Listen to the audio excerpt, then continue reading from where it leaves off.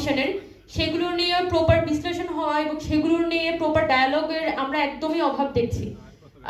সেই জায়গায় যে নাগরিক কোয়ালিশন এসে এই উদ্যোগটা নিয়েছে এবং সংস্কার ভাবনা এবং রাষ্ট্রকে পুশ করা, রাজনৈতিক সংগঠনগুলোকে এনগেজ করা,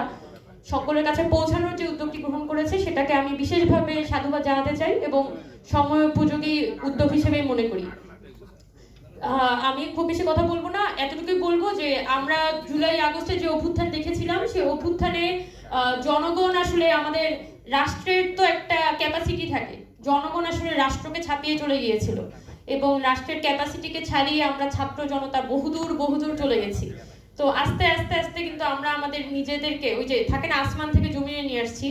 তো জমিনে নিয়ে আসতে তো একটু সময় লাগে, কিন্তু ওই জমিনটা আসলে কেমন হবে ওইটা তো একটু নির্মাণ করার বিষয় আছে। যারা সোসাইটির একটু বুদ্ধিভিত্তিক অংশ, যারা জানেন যে কোনটার ক্যাজুয়ালিটিটা কেমন, তাদেরকে আসলে উদ্যোগটা নিতে হবে, তাদেরকে দায়িত্বটা নিতে হবে। এবং আমাদের এটাই কথা যে আমরা ছাত্ররা গত জুলাই মাসে এত রক্তপাতের মধ্য দিয়ে চেয়েছিলাম যে এই ধরনের স্বৈরাচারী ব্যবস্থা, এই ধরনের ফ্যাসিবাদী ব্যবস্থা কোনোভাবেই যাতে এই দেশের কায়েম হওয়ার সুযোগ না হয়। তো কোনো পরিবর্তনই যদি এমন অবস্থায় যায় যে জনগণের মধ্যেই আস্থাটা তৈরি করতে না পারে যে আমাদের দেশে আসলেই কোনো গণতান্ত্রিক উত্তরণ সম্ভব, যদি জনগণ এই আস্থাটা তৈরি করিতে না পারে, তাহলে দেখা যাবে যে পুনরায় দেশে একটা ফিউটাল সাইকেলে আমরা ঢুকে যেতে পারি। সো আমাদের এই দায়িত্বগুলো নিয়ে আমরা সকলে এখানে দায়িত্বশীলরা আছি, আমাদের এই দায়িত্বটা নিয়ে জনগণের সাথে কানেক্ট হওয়া, তাদের আকাঙ্ক্ষাগুলোকে যেমন স্টেজে তুলে আনতে হবে,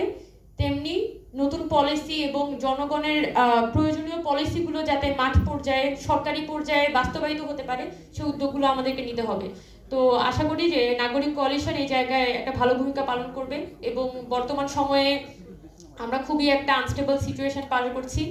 এবং আমরা আশা করি যে আমরা এই যে অভ্যুত্থানটি হয়েছিল তার কিছুটা হলেও আমরা আসলে ধারণ করতে পারবো এবং যতই পর্যন্ত অন্তর্বর্তীকালীন সরকার আছে, দেশের জন্য যা প্রয়োজন, দেশের জন্য যে যে ধরনের উদ্যোগগুলো গ্রহণ করা প্রয়োজন, সেই উদ্যোগগুলো আমরা দেখতে পারবো।